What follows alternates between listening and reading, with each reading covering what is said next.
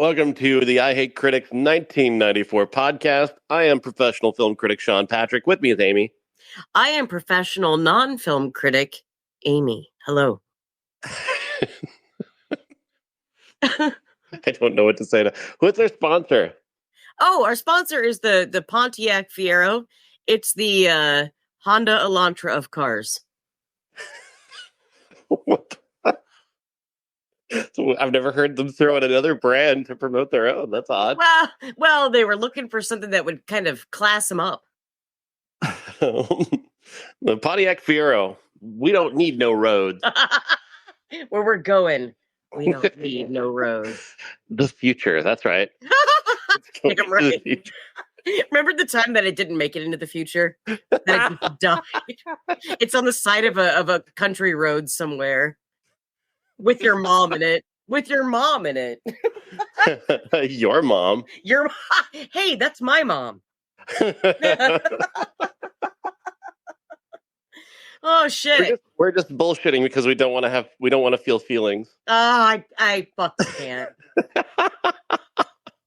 I am gonna say so MJ's got this play coming up next weekend, and it's gonna be fabulous. And MJ is behind on homework. MJ is behind on everything right now.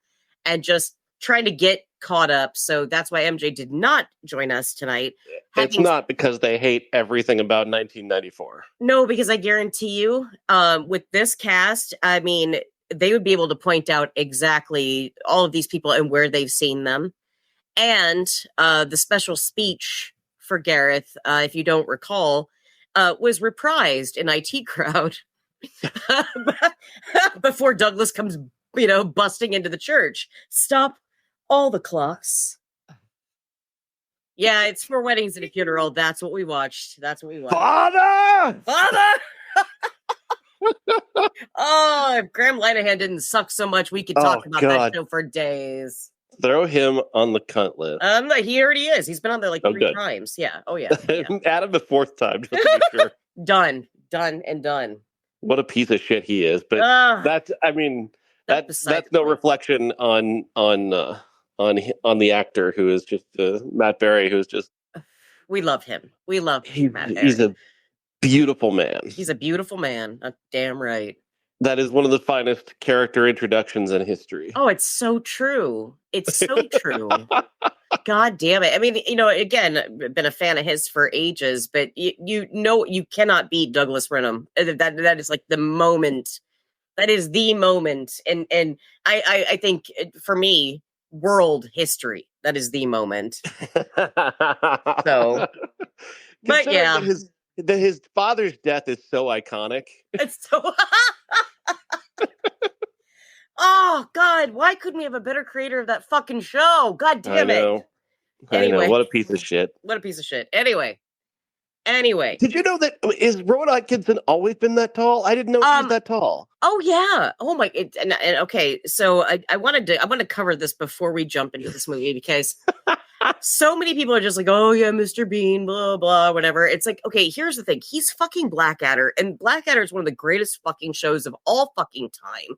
And I love seeing him, and I love that he has such a great relationship with Richard Curtis, who wrote this movie. Yeah, he's always been very awkward, very tall, very Rowan. He's amazing. I fucking love him. I don't know why. I always thought Mr. Bean was smaller. Well, I think it's how he walked.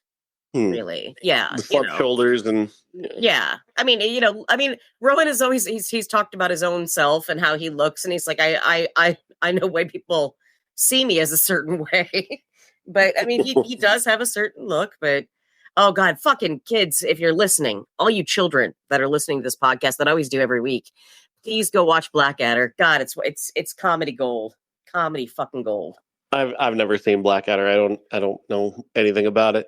Well, do you remember when we were kids and we'd see like it pop up somewhere and be like, yeah, I don't want to watch that. It's British. Like we didn't give a fuck about it. Like I went back in my 20s and then again in my 30s and again in my early 40s. And I'm like, God, this show is it's just Ben Elton's just a genius. Great. Anyway, that has nothing to do with We can't channel our emotions correctly. I'm trying to avoid having emotions here, damn it. We need to talk about 4 Weddings and a Funeral, though. That's the whole point of this movie, or this podcast. 4 Weddings and a Funeral, 30 years old this weekend. Hard to believe it was 30 years ago. Well, okay, here, I wanted to mention this because I took notes. And the beginning of the film, as it even kicks off, we see, we see bits and pieces, and then Hugh Grant waking up in bed, and I'm like, God, this looks so old. Like the way that we used to look at like 60s and 70s movies, it had that kind of grainy quality to it, and I was like, oh my, like it looked so fresh to us back then. We are old people. We're old people watching 30-year-old movies, and it makes me sad. But anyway. I was only 18 when this came out, so I'm not old. I'm sorry. I'm gonna push back. I'm not old. I was 17. You can be old if you want. I'm a year younger than you, you asshole. I came last. All I know is I'm not old. Well, the funniest thing is you and I texting right as we both kind of started the movie at the same time, and like when we kick it off, we've all these little kind of moments of the film, and then you've got Hugh Grant and you've got Coleman. I can't remember her first name. God, I love her so much. Charlotte Coleman, who plays Scarlett, and you automatically mentioned that it's you and me because it is. It's entirely that's us. Where we're late to things and we're just saying fuck constantly. She was one of the reasons I loved this movie so much because I related to her. I looked like her, in high school, just, about a good 80 pounds heavier. But I had like that was everything that she said. Like she hung out with the little kids at the wedding. Like that was me. That was entirely me, and said all the wrong things. I loved it. I fucking loved it. And you've always been charmingly befuddled. So this it really was you. That really stood out because we know that line now. I'm so charmingly befuddled. From Family Guy, we've already mentioned this, but yeah, I mean but it is. But my God, I'm gonna say it again. I fucking love Hugh Grant. I fucking love him. Everything he does, he makes me so happy when I see him on screen. I just love it. Mm-hmm. I don't necessarily love everything that he's done, but he's gotten so good lately. Oh God, yeah, 100%. Like the career renaissance he's had in movies, and granted, they're movies that not a lot of people are going to see, which is unfortunate. But like he's just being great in things like Dungeons and Dragons. His line deliveries in Dungeons and Dragons are so good. Well, we were even talking about what was the show that the serial that he did? Fuck, now I can't remember. It was on a streaming service. It was so fucking good. I'm not gonna think of it. It was just like last couple of years, and he played it so brilliantly. And you're right, the career renaissance. At the same time, I think that he has had a pretty solid career. Mm-hmm. I just want him to stop doing Bridget Jones movies. And I love Bridget Jones. I fucking love those first 2 movies. They make me so happy. That third one pissed me off so much, and I'm done. I don't remember the third one at all. So I saw it in the theater because I'm like, oh, I love this, and I'm like, no, I fucking hated it. Fucking hated it. Renee Zellweger, stop it. They're making another one. Oh, I saw. I mourned, cried a little. But at least Patrick Dempsey's not in it, so I don't give a fuck. It's fine. Okay, first, I need to say this too, because as an Anglophile, as a total fucking nerd for anything that comes my way, if this cast is fucking brilliant, is so goddamn good. Simon Callow, John Hannah, I mean, James Fleet, who had one of my favorite lines in this movie that actually made me cry, and it's toward the end, where he said, I never expected the Thunderbolt. And that hit me so hard. Yeah. And I'm like, I want to be that person. Why was I never that person? Because I always expect the Thunderbolt. So, yeah, I mean, this is just an amazing... Kristen Scott, Jesus Christ, did she look any fucking hotter in this movie? Yeah, that's the one, like, unbelievable part is that he didn't Agreed. notice that. Agreed. I mean, she looks so slick in every fucking scene. She delivers. She's full of vitriol. She bubbles with hatred, and I love her. I love her. She is what Aubrey Plaza ended up doing on Parks and Rec. She hated everybody. She made fun of everybody, and she didn't give a fuck. Plus a cigarette. Oh my God, so many cigarettes. So many cigarettes. I loved that. But like, this is the kind of friend group that I always wanted. Yeah. Was this group. They all supported each other. They all were they laughed at everything. They loved when things were going to go bad. They loved it. And that to me that's friendship. That's a great friend group right there. Yeah. I think the problem for Kristen Scott Thomas is that she's so withering that I don't think anybody could have read her face.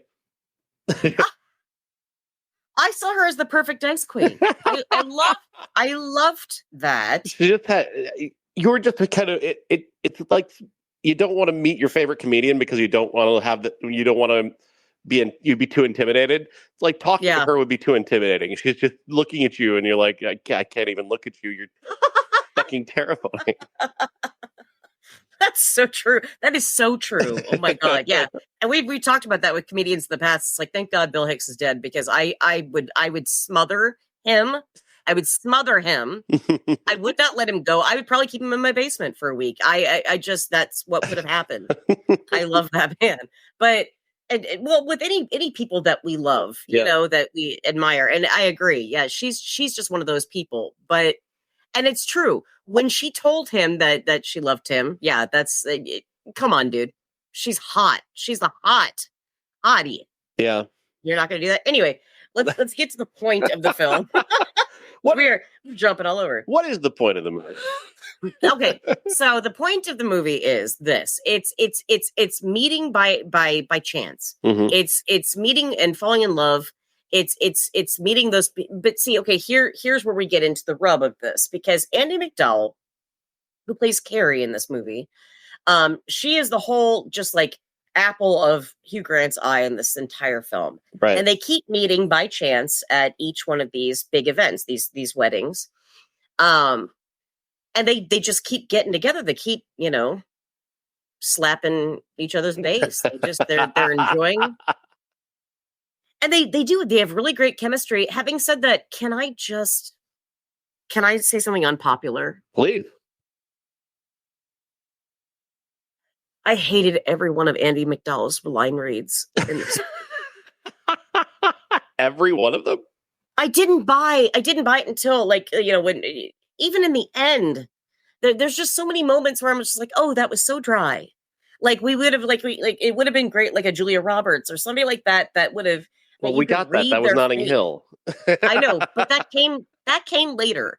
Like this would have been a really good Julia Roberts vehicle, although probably would have overpowered it a bit.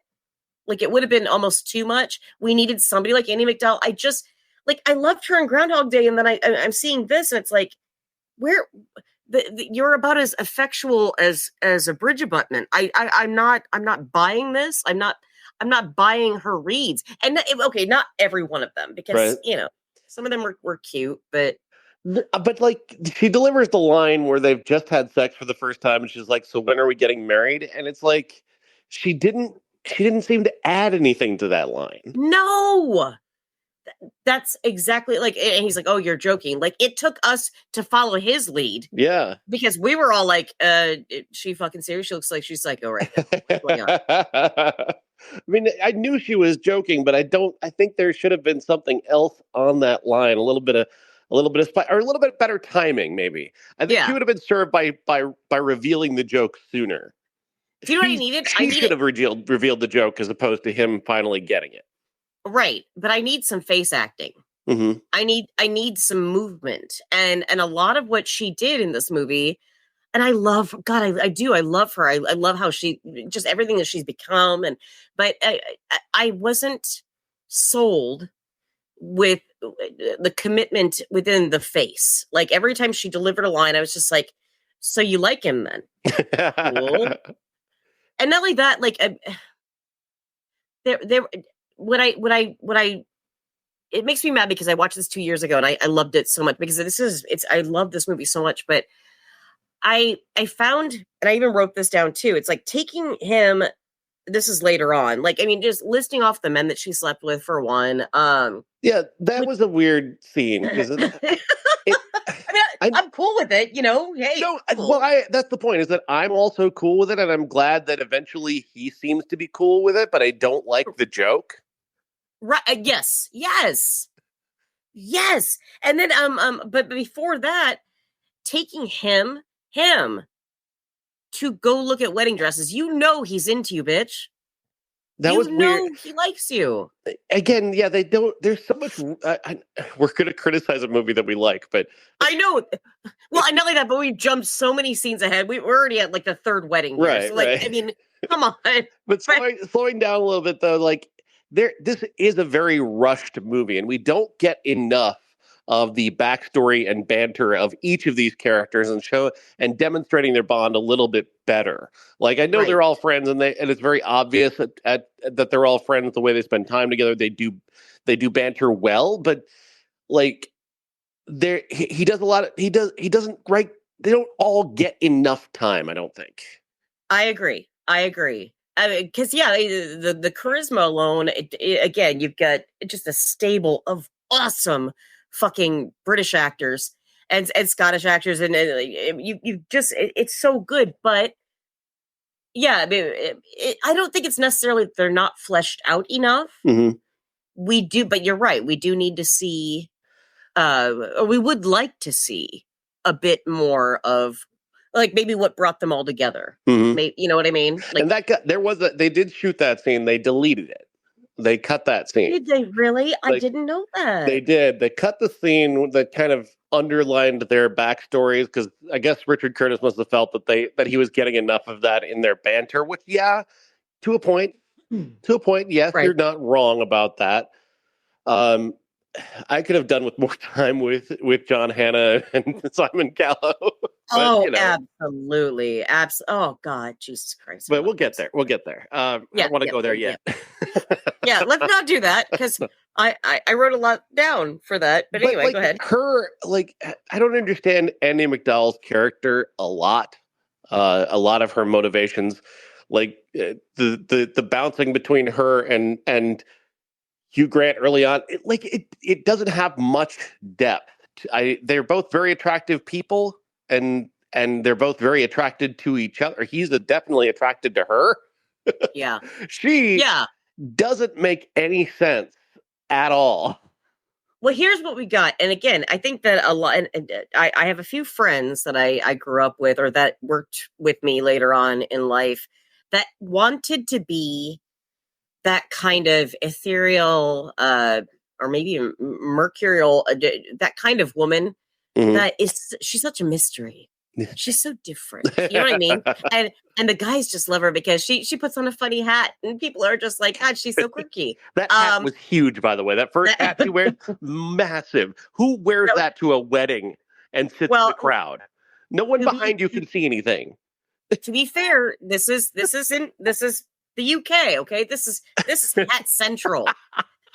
But it's the whole idea of and again, I think a lot of people wrote like this. A lot of men wrote like this. That strange and gorgeous woman that just shows up, and of course the guy falls in love with her, but he doesn't know dick about her life. Like, doesn't know one single, like, what if Hugh Grant and Andie MacDowell get together later on and they're like, God, you are so annoying. Like, you're just why did she and her husband split up? Well, might be that she farts a lot. We have no idea. But like, it could be anything. It could be anything. But I hated that, especially in the 90s, we wrote a lot of these women like that.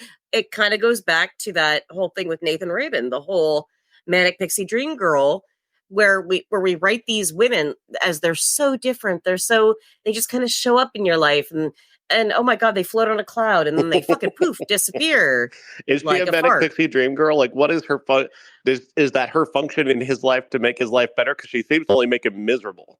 Well, I think that she was. I think the way that Richard Curtis wrote her was kind of the beginnings of that, where like, and then people later on started to take that woman and make her even more of the dream girl, but she's weird and she likes the shins, just throw in, random.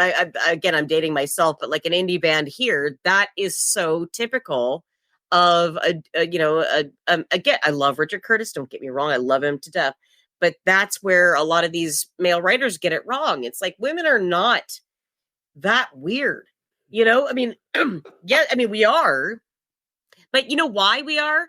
Because we want to be taken, we want to be, included. We want to be, we want people to look at us like the way that they look at their weird dude friend, I mean, we're not pick-me's. We're also kind of funny and cool and, sexy. Really sexy with a blunt bob. That's especially in the 90s, a blunt bob, maybe a little bit layered. But are you fantasizing about Kristen Thomas? I can't stop thinking about her. Like I actually started to kind of draw, and I'm like, oh. I mean, she was a lesbian once in college, so I fucking love that line though. I was a lesbian once in school. That was the best exchange of the entire movie. I don't know who that woman was she was sitting with, but that was the best exchange in the movie. It was, and I just her delivery too. It was just so matter of fact. It's like, well, here it is. Are you a lesbian? What would ever make you think that? Well, it's just more interesting. And yeah, you're right. No one wants to be dull. Yeah, it is just more interesting. But I think you come to find. Actually, that's a good piece of Richard Curtis writing, because that's pretty much true, I think, for a lot of women. I mean, that one time at university, I mean, oh God, yeah. But anyway, yeah. I take a bit of issue with just the way that women were written, especially when they're this kind of a character. That, of course, they're beautiful. Of course, they're interesting, but why is she interesting? Is it because she just floats out of his life and then floats back in? That's not interesting. That's just a flake. That's a flaky person. Yeah, I don't understand that whole thing. Like she disappears back to America and then is coming, and then just happens to show up again at another wedding, but this time she's engaged, and then she invites him to her wedding right after she slept with him again. Like, what is the game here? I mean, I don't understand her as a character. She seems in many ways like a function of what Richard Curtis just wanted to write. I would agree with that. I would agree with that, and I hate agreeing with that. But I think you're exactly right on that. But let's not forget, a lot of, again, like I just said, a lot of women were written like that back then. It's not a meaty part by any means. This movie happens exactly as the title says. There are 4 weddings and a funeral. Right. All of the action is confined there, aside from one scene where Hugh Grant is going with his brother somewhere, and then he skips out on meeting up with his brother to go and see Andie MacDowell, and that's the only time where we're like not either on our way to or at a wedding, right? Right. Can we talk about his brother for a second? How about that adorable woman who sees his brother and then goes off and learns sign language just so she can flirt with him? Yeah, but what would have happened if she would have come to that next wedding and then he was like, no, I'm dating somebody. Sorry. Peace out. Like, again, it's so cute. It's adorable. It's so adorable. But at the same time, like, we all know life, like what if she came back and he's in jail because he murdered someone? We don't know.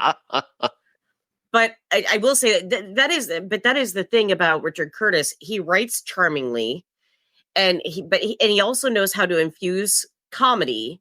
And he's also befuddled. Again, Richard Curtis, he did one of my favorite shows, and it's beloved across the pond. It's Vicar of Dibley. But even going back and watching that, there's so many moments where you're like, oh, oh, it's kind of cringy how cute that is, you know? Mm-hmm. But at the same time, I mean, it's Dawn fucking French. Of course, I'm gonna love it. Fuck that. I don't care. And you got again a great cast of characters, a great stable of actors. But sometimes you're just like, oh, this is so. And then the use of Elton John going to the chapel. I'm just like, Jesus Christ, Richard. I know he's your friend, but do I have to listen to Reg Dwight? Think again. He's the entire soundtrack, isn't he? I think, well, aside from Love Is All Around, which is that was a hit for Wet, the band Wet, that everybody's like, I'll buy that single, but I'm not going to be fucked to buy that album. Yeah, Amy? Can you tell the audience what the name of Wet's album was? Wet. High moisturization. H2O. I know. I remember them before Ocean. that. No. Wet. The album's called Water. The album's called Wet. Desert. Wait a second. You're called Wet. I feel a little lied to. Desert. Wet. They took that name because that's how the ladies in the audience end up at their show. Is no, totally disagree. I don't know, like wet. Like that reminds me of like the Proclaimers. Like there is not a wet vagina in sight for any of these bands back then. They looked like they were a cousin that you met at one point. But they're like far removed. One of the characters marries their cousin at the end. So. But you know what? I bet they made a go. It's not. They made a go of it. It's indirect. It's an indirect line.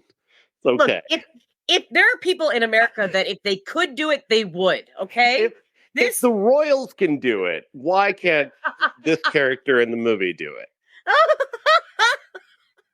Keep it in the family. No. I am not interested in the Habsburg Diaries at this point. Oh, God. I don't need to know. Yeah. Don't tell me that you're related. Don't tell me you're related. Oh. But at the same time, we have a South here, so we know what happens. How dumb are you, Uncle Dad? Go ahead. Some of those trees down south don't branch.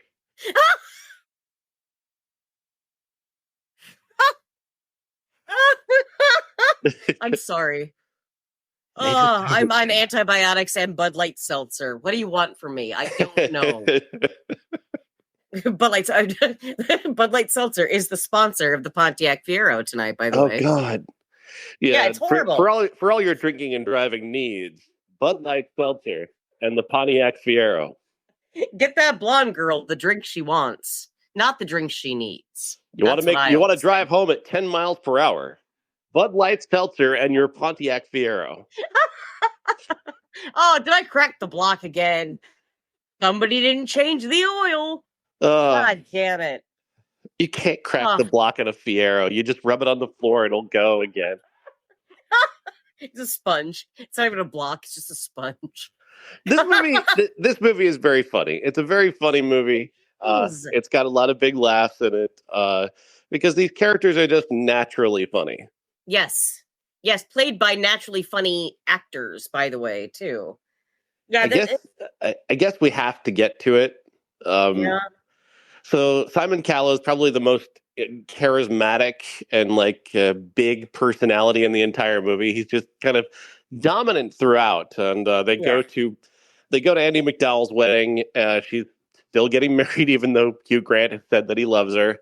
By the way, this other guy. Bitch minute, when she actually says in her fucking speech, somebody once told me that, he'd be waiting for me if this didn't work out. Fuck you, cunt. He's in the room. Is that guy in the room? He's in the room. Why would you say that? That's not funny. No. But I have to say, though, too, right in the church, when she says I do, to watch Hugh Grant's face just go, ugh. Like he just melted the minute she said that because he knew his business. It's astonishing that he can hold on to the idea of true love after that, after she's kind of done that to him. Well, you basically broke me, but that's fine. I'm going to go to your reception. We're cool. Thanks for inviting me. This has been the best night of my life. I'm not going to lie to you.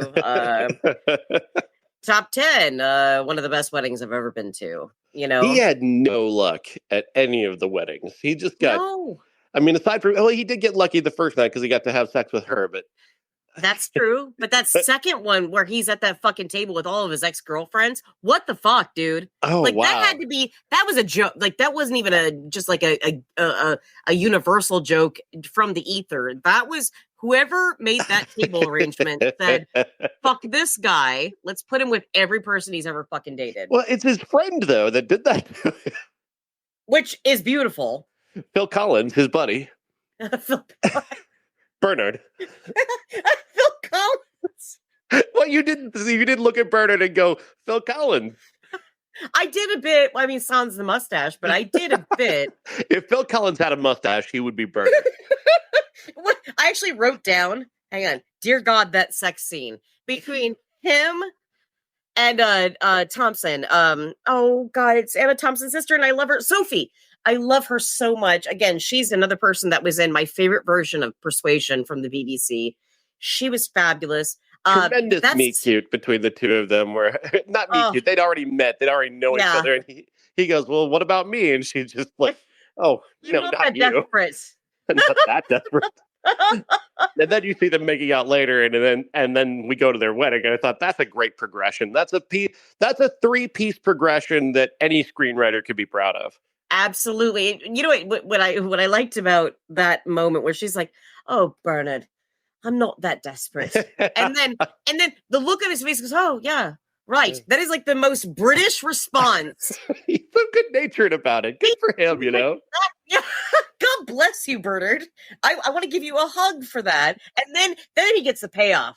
You know, he gets to get a toss in. He gets to do that. She starts making out with him, and she's like, "You're really good at this."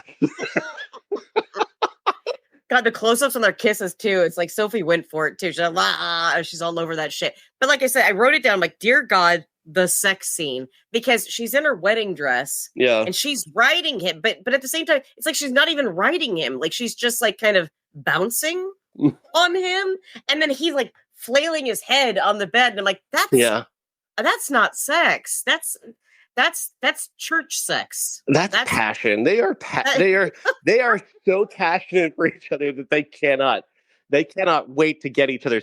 They're not even going to wait to get clothes off. They're just going to go. I was just really upset because they just kept like pausing, and I'm like, no, that's not how that works. You got to move, bitch. You got to move.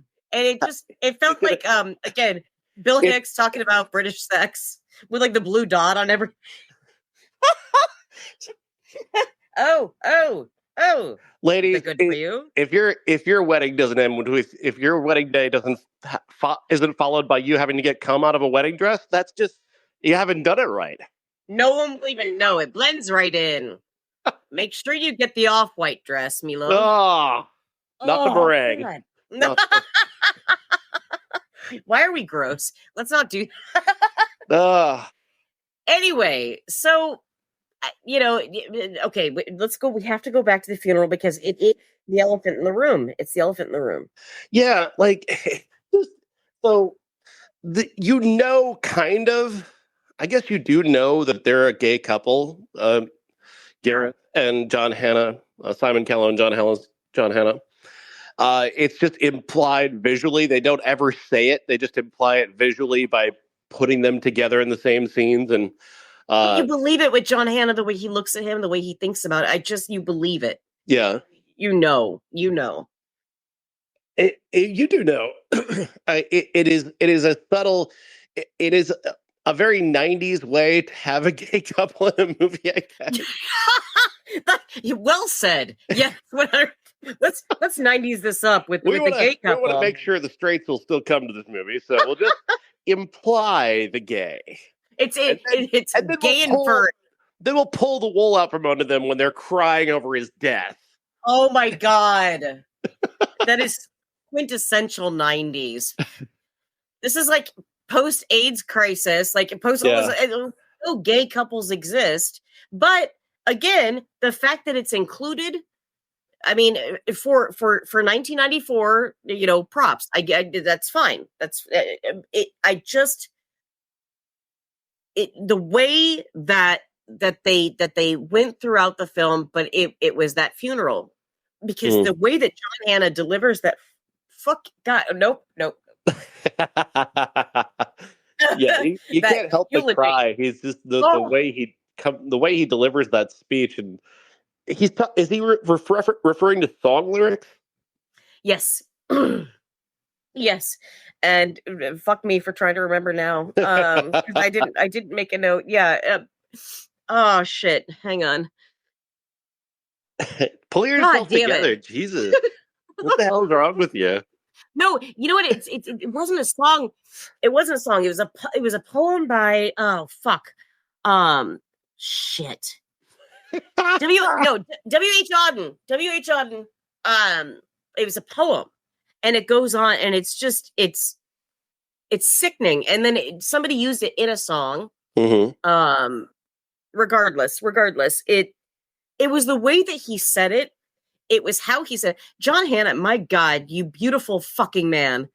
That if somebody ever said that at my fucking funeral, I would come back to life and just knee you in the groin. How do you do that? It was so good. Well, everybody knows that at your funeral, you're getting Spice Girls lyrics. That's all Spice Girls lyrics, wall to wall. So you don't have to worry about it. Well, okay, but don't use mama, because that's about mothers. And I'm not one. I would say Spice Up Your Life is a good one. I actually have plates and pens from the Spice Girls that Stephanie gave me, our niece, gave me. And so you can use those at the luncheon. So yeah, Spice Up Your Life maybe, or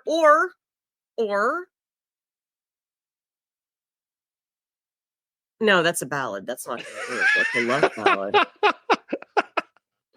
I would say use anything by Jerry Halliwell in her solo career. Only her solo stuff. Just her solo stuff. That's fine. But also what about Baby Spice's solo stuff? I love her. God. Oh, Emma. Oh, sweet Emma. I'm fine. The one thing that's going to happen at your wedding is that I'm getting your phone. I'm going to text everybody at the funeral. Hey, let me the fuck out of here. Holy shit. I just took a drag and I'm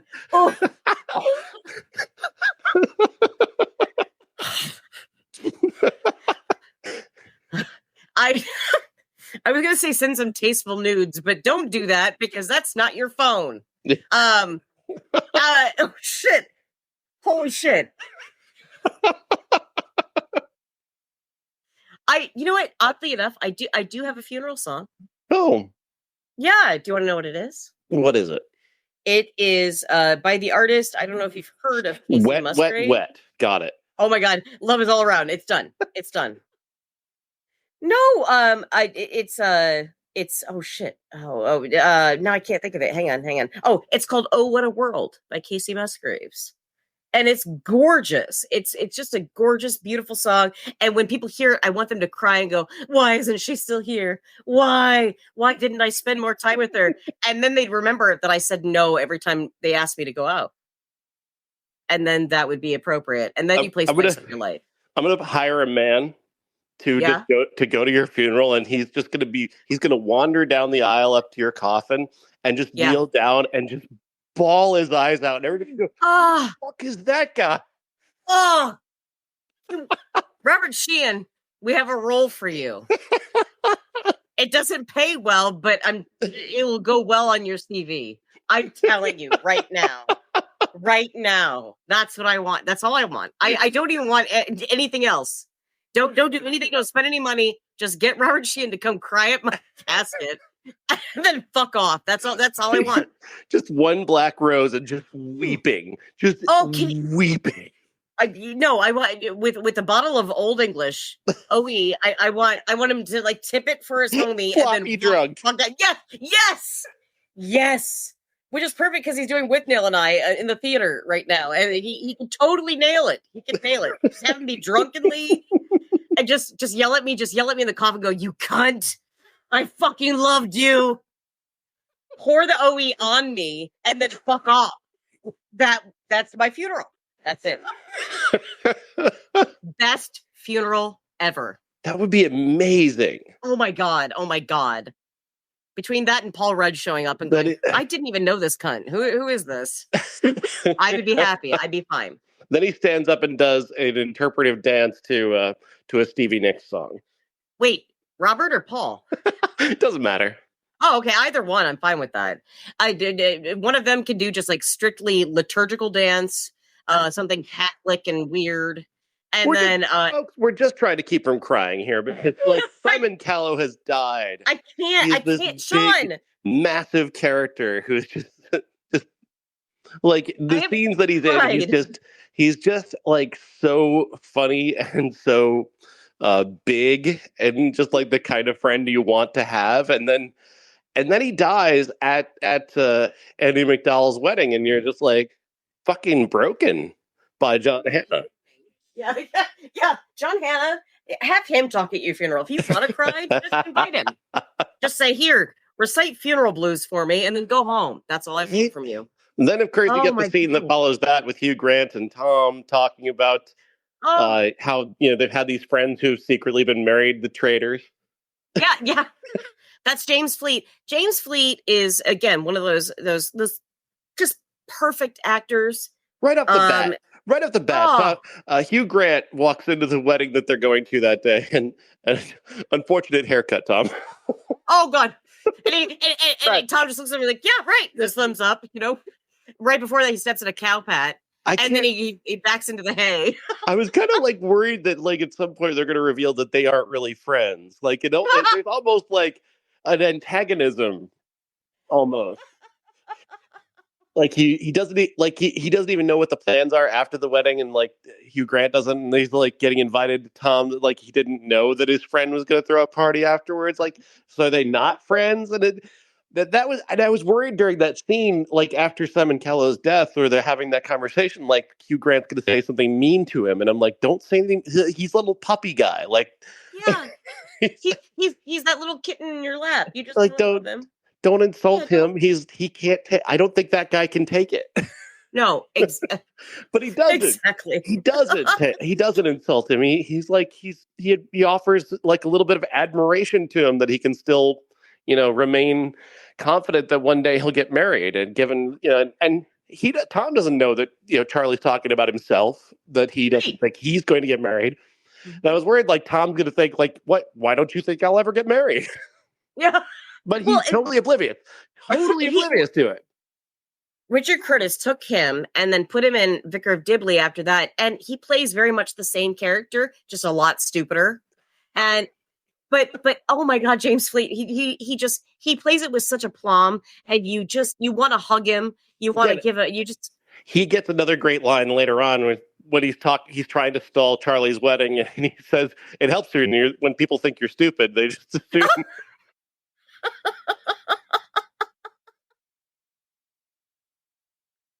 Oh God! Perfect line reading.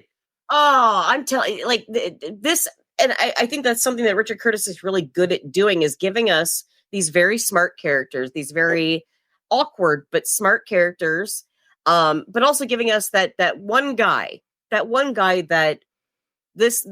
that group, this friend group, is definitely going to be pretty much like coddling him his entire life. Like they're going to love every little thing about him, and aren't you so cute? And it's a bit condescending, but he needs it.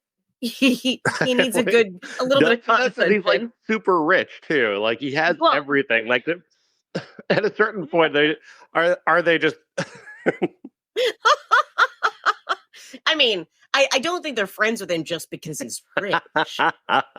They're friends with him because of Fiona. I mean, honestly, they're friends because of his sister. But I didn't even realize they were related. Honestly, well, she even said they actually made a comment about that, where she's just like, if he wasn't my brother, I'd kill him.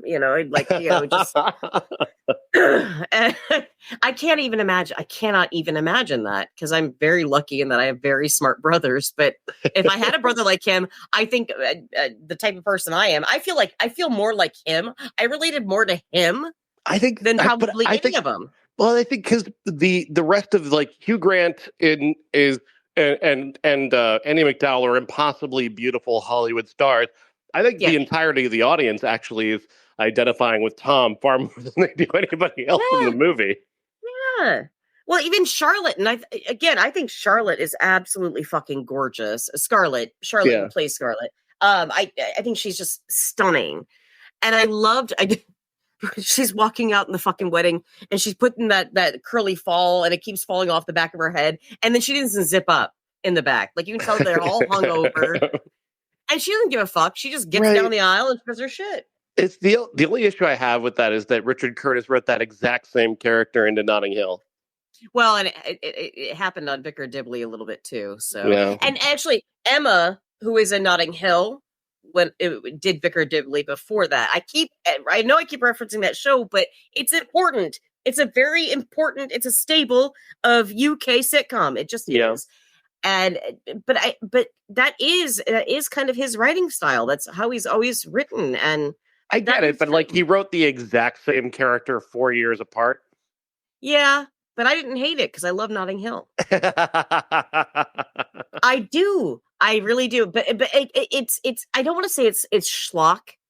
I know who it appeals to. Mm-hmm. But there's also I think it's just the cleverness of the writing. It's how they react. It's how he gets these actors together and how they react to one another. It just works. Yeah. It's smart. I think it just works. Yeah, I mean, Love Actually is a good example of that.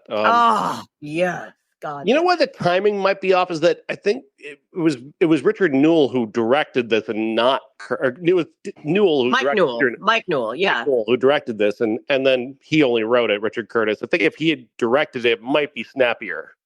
I think you're right. I agree. That is true, because everything that Curtis did when he actually was at the helm. Well, you see it in Notting Hill and Love Actually, which is, absolutely, it's a lot actually snappier. Also has that character as well. Which is why I love Richard Curtis, because he wrote that about me. I am the main character, and that is dumb weird girl. We always do this on the shows. We run through the various different permutations of the casting. So the first person who actually was cast in this movie was Jean Triplehorn. Oh, wow. Okay. Jean Triplehorn had the Andie MacDowell role. She dropped out when one of her parents died. Oh, geez. I love her. Yeah. Okay. Then they approached Marissa Tomei. That is so weird, because I just saw a picture of her and I thought of her for this movie. Really? Yes. I don't see it. I don't see her and Hugh Grant. I just don't. Because okay, let's look at it. We last year we had the sadness of Untamed Heart. It was none of our business, that movie. And so we've had a girl, right? I gotta get out my notes. I got a baboon heart. My parents told me that I got a baboon heart. Hey, what's your dog's name? I don't know. He didn't tell me.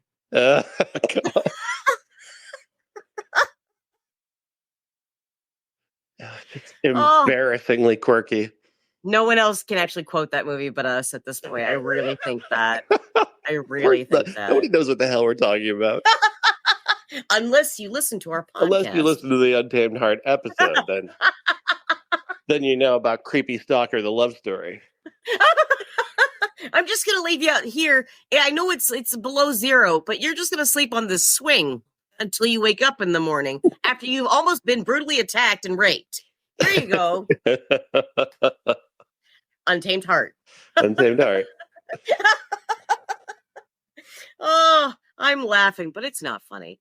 Anyway, yeah. So, but so Hugh Grant did get the role, but not until after Alan Rickman had to step aside. No, are you serious? Alan Rickman was initially going to be cast in this film as Charlie. I have an attraction to Alan Rickman the way that I do for Gary Oldman. I do. The man could do anything. He could say anything to me, and I'd be like, "I'd fuck that." Weirdly, I could see a version of this movie that is Marissa Tomei and Alan Rickman. That would work for me. I can actually I can see that myself. I You're can't see right. Hugh Grant and Marissa Tomei. I can't. It doesn't. Her energy and his energy, they clash to me. Well, but what I was saying about Marissa Tomei is that I think we've heard her New York a bit much, Boston a bit much. You know what I mean? Like at least with Andie, like there was a little bit of weird kind of affectation. Yeah, She's Marissa from the Tomei South. would have popped in this role. Don't get me wrong. I just don't Yeah, think her and Hugh Grant would work together. At the same time, she'd have more personality than what Andie MacDowell has, which is kind of none. right. Marissa can act with her face. Is that intentional on Richard Curtis's part to not have her have any personality, to not like to be so that you can like maybe project a fantasy upon her? I don't know. I don't think so, because I think at the time, I think she was just an actress to get at that point. Because again, we have, Groundhog Day before that. I mean, I think at this point it was like, oh, let's get Andie MacDowell. That works. It doesn't. I'll say this. I hate Groundhog's Day, and I don't like her in that movie. I can't believe you said that to me, and I don't want to talk to you anymore. I'm not a fan of Groundhog Day. There it is. How are you not a fan of that? That movie's fucking brilliant. What is wrong with you? It's so not. That whole Bill Murray, Andie MacDowell romance is so awkward and unfunny. Okay, here's the thing. I have it. I had a crush on Bill Murray, especially in the early 90s. I was obsessed with him. That fake laugh he does when they fall into the snow and are staring into each other's eyes. It is so bad. You're letting yourself just Scrooge it up. You're not allowing yourself to suspend disbelief. It would take a suspension of disbelief for an intelligent woman to want him. Hello, you're talking to one, you asshole. I wanted to marry him in the 90s. Like there was, what about Bob? Quick Change. Oh my God, I wanted to marry that man. Quick Change, especially. Oh my God. I don't know what it was about him, but I loved him. I loved him from Ghostbusters. If you want to continue loving Quick Change, do not watch his interview with Arsenio with Gina Davis. It's so bad. Oh, I don't think I'm gonna do that. It's so bad, dude. Oh, it just ruins Bill Murray for you. It really does. Why did you want? What? How did you even get on that? I don't know. It's so bad though. I thought the other day, like somebody put it in a Watch Mojo video or something. Like, oh, that's not good. Stop kissing her shoulder. Watching Mojo. Oh no! Stop watching you to kiss her shoulder. Stop. Oh no. Yeah. No. Yeah. I mean, Bill's been kind of ruined for me over the past couple of years. The only good thing he's ever done is punch Chevy. That's it. Okay, lies. I'm kidding. He did Ghostbusters, and I like Ghostbusters, but oh my God. Lost in Translation, you dumb fucking idiot. Fine movie. Thank you. What is wrong with you? Can I just something? Can I just have something? My rose-colored Bill Murray glasses are kind of off. Oh, I mean, I understand, but I'm probably never going to be that way. Because I've always been attracted to people that are my dad's age, which is so creepy. It's so weird. I can't afford therapy because I live in America, and it's hard. It's fucking hard. That's why we're taking up a Patreon collection to send Amy to Switzerland. We just want to get Amy to therapy. Can you just send it to us, please? It's a better health subscription. It's not that much.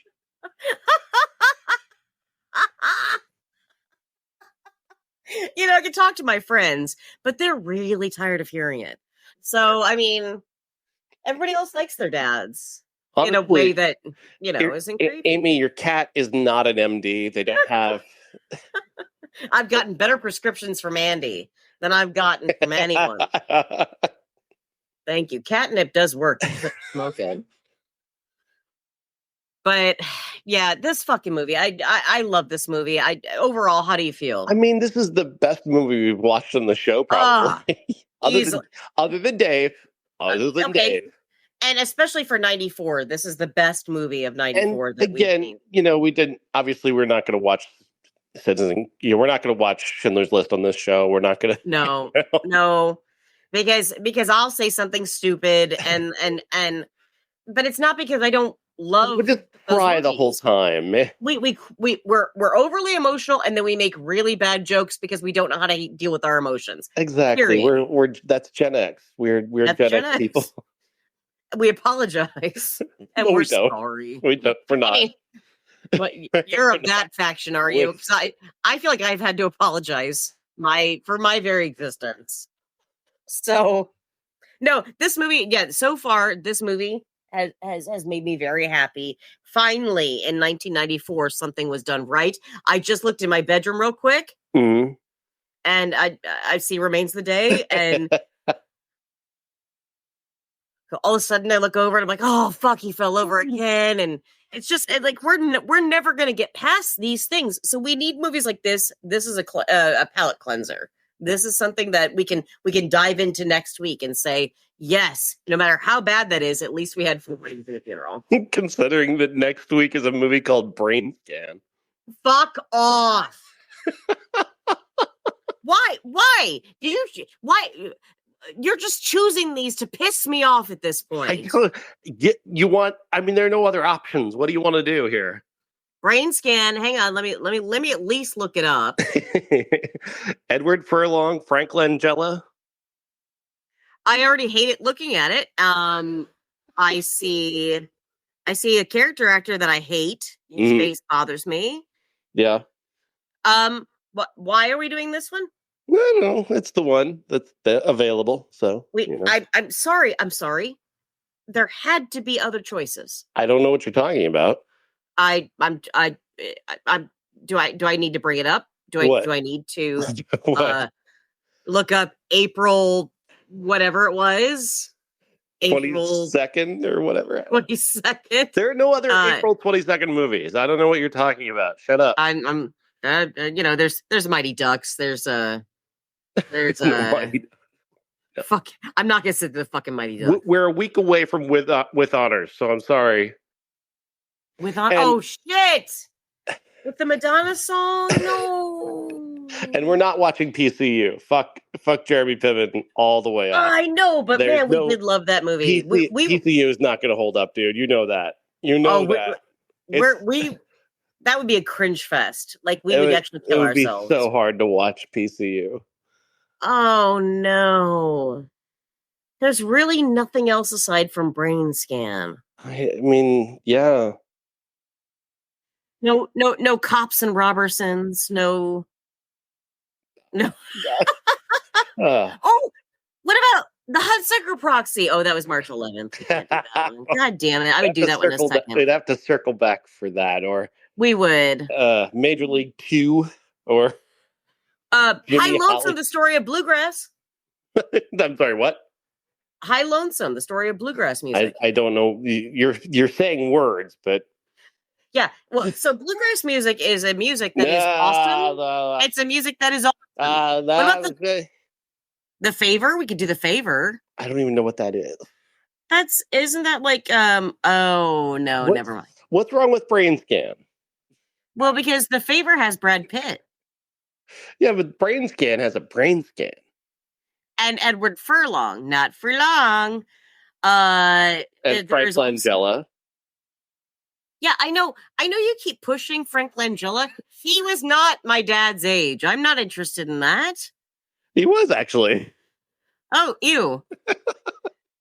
What about Martin Lawrence? You So Crazy? That's a stand-up special, isn't it? It was also it was in the theaters. See you next week for Brain Scan. Bye, everybody. Bye. Love you. You're a terrible person. I don't even care. Are we done?